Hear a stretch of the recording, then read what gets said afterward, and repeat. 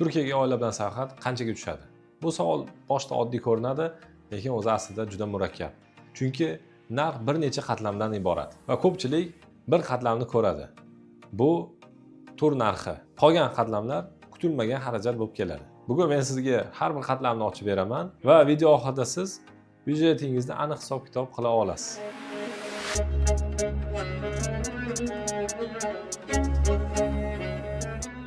Birinchi qatlam aviachipta. Toshkentdan Antaliyaga to'g'ridan-to'g'ri reyslar mavjud. Turkish Airlines, Uzbekistan Airways, Sun Express tanlov keng. Parvoz vaqti 5 soat atrofida. 4 kishi uchun round trip chipta narxi mavsumga qarab jiddiy farq qiladi. Past mavsumda may yoki sentyabr 4 kishi uchun 1700-2200 dollar atrofida bo'ladi. Yuqori mavsumda esa iyul-avgust oylari 2500-3200 dollar atrofida. Bu katta farq. Shuning uchun chipta narxi birinchi qaror nuqtasi. Qaysi oyda uchishingizga qarab narx 30-40% farq qiladi. Va muhim nyuans, arzon chiptalarga bagaj yuk kirmaydi. Faqat 7-8 kilo qo'l yukingiz bo'ladi. Oilalilar buni yaxshi tushunishadi. Oilalilarga 4 ta chamadon ham kam. Bu yana eng kami 100-200 dollar qo'shimcha bilet narxiga minadi. Uzbekistan Airways odatda har bir kishiga 20 dan 30 kilogacha bepul yuk beradi. Shuning uchun aviakompaniya tanlovi ham muhim. Maslahat, chiptani 8-10 hafta oldin oling. Oxirgi vaqt olsangiz 25-30% qimmatroq to'lashingizga majbur bo'lasiz. Ikkinchi qatlam bu mehmonxona. Turkiyada oilaviy dam olishning asosiy formati all inclusive. Bu nima degani? Nonushta, tushlik, kechki ovqat, har xil yeb-icharlar va ko'p hollarda basseyn, plyaj, qo'shimcha xarajatlar, hamma narsa otel ichida bo'ladi. Bu format oila uchun eng qulay format. Bolalar har soat ovqat so'raydi, all inclusive'da bu muammo emas.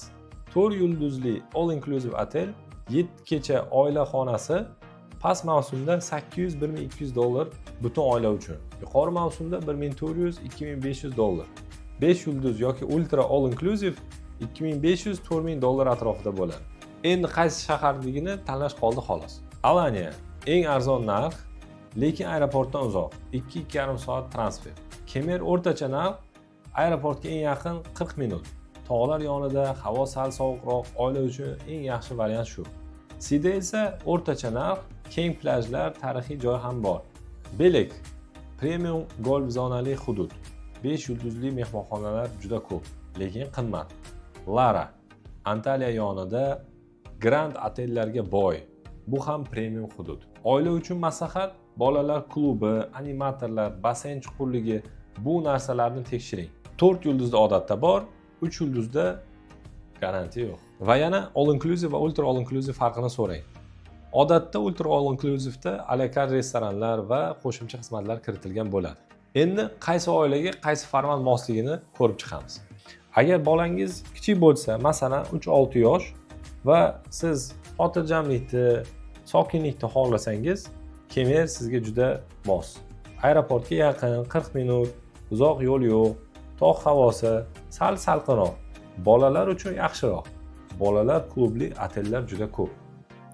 Agar byudjet qattiqroq bo'lsa va 2 soat transfer sizga muammo bo'lmasa, Alaniyani tanlang. Eng arzon narx o'sha yerda. Lekin yo'lga 2-2,5 soat sarflaysiz. Bola bilan charchashingiz mumkin. Agar yaxshiroq otel va qisqa transfer xohlasangiz va byudjet imkon bersa, Lara yoki Belekni tanlang. U premium hudud, 5 yulduzli mehmonxonalar juda ham ko'p, qisqa yo'l, keng plyaj, lekin narx 2-3 barobar yuqori bo'lishi mumkin Alaniyaga qaraganda. Agar tarixga ham qiziqsangiz, Sidani tanlang. O'rtacha narx, yaxshi plyajlar, antik shahar ham bor. Oila uchun muvozanatli variant. Shahar tanlovi bu faqat narx haqida emas. Bolangizning yoshi, transfer va siz nimaga ustuvorlik berishingiz. Shu narsalarga bog'liq. Uchinchi qatlam eng muhimi va buni ko'pchilik ahamiyatga olmaydi. Birinchisi konaklama vergisi. Turkiyada 2023-yildan beri barcha otellarda soliq bor. Xona narxining 2%. Paket turlarda ko'pincha narx ichida bo'ladi, mustaqil bronlarda esa alohida qatorda chiqishi mumkin. Shuning uchun oldindan tekshirib oling. 7 kecha 4 kishi uchun taxminan 30-50 dollar bo'ladi. Ikkinchisi ekskursiyalar. Pamukkale, Yashil kanyon, Antaliya qayiq sayri, Kapadokiya bularning hech biri all inclusive ga kirmaydi. Narxlar qayiq sayri 25-40 dollar kishi boshiga. Pamukkale 40-70 dollar, Yashil kanyon 30-50 dollar, Kapadokiya 2 kun 150-200 dollar va shar uchish alohida bo'lishi mumkin. Oila sifatida 2-3 ta ekskursiya bu 200-500 dollar qo'shimcha xarajat degani. Uchinchidan, bolalar bilan maxsus xarajatlar, suv parkiga borish va hokazo shu kabi xarajatlar qo'shimcha xarajat hisoblanadi. To'rtinchidan, shaxsiy xarajatlar, suvenirlar olasiz, bozor, gel krem, taksi, oila uchun 100-200 dollar yana qo'shimcha xarajat. Endi jami hisob-kitob ko'rib chiqamiz. Byudjet varianti past mavsum 4 yulduzli mehmonxona, chipta 1700, otel esa 950 ga aylanadi. Qo'shimcha xarajatlarga 300 deb olsak, 2900 dollar chiqdi. So'mda hisoblaganimizda 35 million atrofida bo'lar ekan. O'rtacha variant yuqori mavsum 4 yulduzli mehmonxona, chipta 2800 plus otel 1800. Qo'shimcha xarajatlar deb 500 dollar olamiz. Umumiy summa esa 5100 dollar bo'ldi. So'mda 62 million so'm atrofida. Premium 5 yulduzli mehmonxona yuqori mavsum. Chipta 3000, otel esa 3500. Qo'shimcha 700 xarajatingiz bo'ladi. Umumiy hisobda 7200 dollar, bu 87 million atrofida chiqadi. Bu raqamlarni ko'rganda tushunasiz. Turkiyaga oila bilan borish arzon emas. Lekin bu narx uchun siz oilangiz bilan 7 kun tinchlik olasiz. Ovqat haqida o'ylamaysiz, transport haqida o'ylamaysiz, hammasi tayyor ichida bo'ladi. Endi qanaqa qilib tejash mumkin? Shuni ko'rib chiqamiz. Birinchi oy tanlovi. Iyul-avgust oylaridan qoching. Narxlar 40-50% gacha ham qimmat bo'lib ketadi. Men shaxsan maslahat berardim, eng yaxshi oylar may oxiri va sentyabrda boshi. Dengiz iliq, harorati 25-28 daraja, havo harorati ham 30-33 daraja. Bolalar uchun ideal. Ikkinchi maslahat, ertaroq bron qiling. Agar 2-3 oy oldin bron qilsangiz, 15-20% yutasiz. Agar 6 oy oldin bron qilsangiz, 55% gacha ham yutish imkoni bor. Bu gap faqat otel narxlari haqida. Uchinchi maslahat aviakompaniya tanlash to'g'risida bo'ladi. Uzbekistan Airways aviakompaniyasida qo'shimcha 30 kilogacha yuk bo'lishi mumkin. Agar arzon aviachipta oladigan bo'lsangiz, bagaj uchun alohida to'lov bo'lishi mumkin. Bitta oila uchun qo'shimcha 100-200 dollar xarajat bo'lib qolishi mumkin. To'rtinchisi, shahar tanlovi. Alanya eng arzon, lekin transferi uzoq. Kemer o'rtacha narx, yaqin, oila uchun qulay. Side o'rtacha, Belek qimmatroq. 5-maslahat, ekskursiyalarni oldindan tanlang. Joyda savdo odatda qimmatroq chiqishi mumkin.